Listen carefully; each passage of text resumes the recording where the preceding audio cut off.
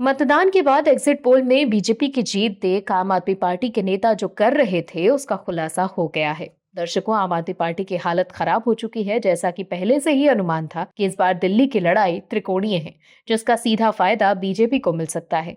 इसका असर भी होता दिख रहा है। दिल्ली के मतदान के बाद जितने भी एग्जिट पोल सामने आए हैं उसमें एक बात बड़ी कॉमन है, और वो है कि किसी भी तरह से आम आदमी पार्टी की धोखे वाली झाड़ू इस बार नहीं चलती दिख रही। जनता ने इस बार दिल्ली में भगवा लहराने का पूरा मन बना लिया है। एग्जिट पोल में तो अभी तक यही दिख रहा था। इस बार दिल्ली के मतदाता ने सोचा होगा कि 2029 तक तो केंद्र में बीजेपी की सरकार है ही, क्यों ना इस बार बीजेपी को ही वोट दे दिया जाए, जिससे दिल्ली के भीतर काम हो सके, ना कि विकास के नाम पर बहानेबाजी हो। शायद इसीलिए दिल्ली के लोगों ने आम आदमी पार्टी की सरकार को पूरी तरह से नकार दिया।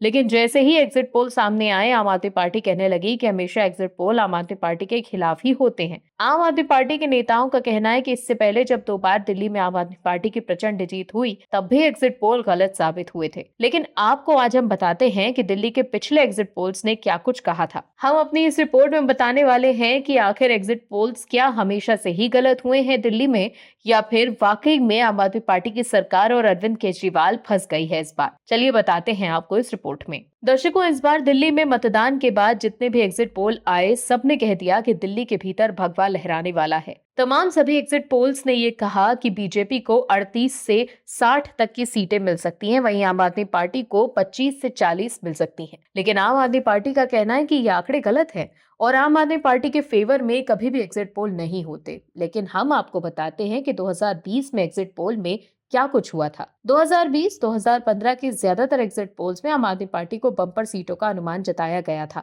एग्जिट पोल्स में जिस तरह के आंकड़े सामने आए थे, नतीजों में भी वैसा ही देखने को मिला था।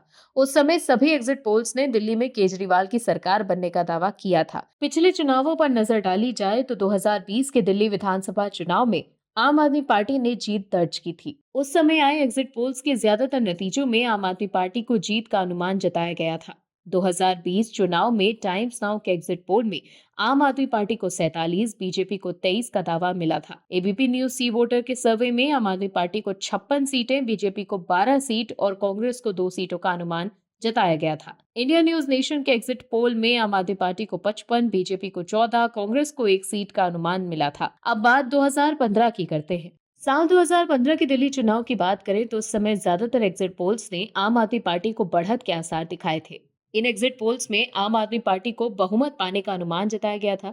सी वोटर के एग्जिट पोल में आम आदमी पार्टी को 31 से 39 सीटें, बीजेपी को 27 से 35 सीटें और कांग्रेस को 2 से 4 सीटों का अनुमान जताया गया था। एबीपी निल्सन के सर्वे में आम आदमी पार्टी को 39, बीजेपी को 28, कांग्रेस को 3 सीटों का दावा किया गया था। न्यूज नेशन ने आम आदमी पार्टी को 41, बीजेपी को 27, कांग्रेस को 2 सीटों का अनुमान जताया था। यानी कि जब पोल फीवर में थे तो पोल अच्छे थे और अब अंगूर खट्टे हैं। दर्शकों, 2015 से 2025 के चुनाव में सभी एग्जिट पोल्स ने यह दावा किया था कि आम आदमी पार्टी की ही सरकार बनेगी, और बना भी ली गई। तभी तो आम आदमी पार्टी के नेताओं ने एग्जिट पोल पर सवाल नहीं उठाए।